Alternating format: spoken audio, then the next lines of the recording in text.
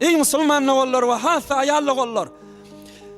Hiç vaqtda bir adamın yanlışlığını kulağınıza yetse, bir adamın biavri olanlığı kulağınıza yetse, bir adamın zindana girelliği kulağınıza yetse, bir inatan oğlunun däni eden hatası iştivasizin kulağınıza yetse, hiç moğa şu tarafı käýmen, yamallaman, kiçiltmen, özüňizi gowy köküdip, paky-pakyze köküdip, halka aýypçylyk etmen. Özüňiz hem şaýat şoň jaýynda bolsaňyz, şondan gowy bolmardyňyz. Türkmen näme yalaňaç dizi ýyrtyga güler diýe. Özüne ýygynmaş ýok. Ýene ýygynmaşly ýöne dizi ýyrtyk, dizi yamalana gülüşip otyrlamyny özle. Özü ser tapa aýp.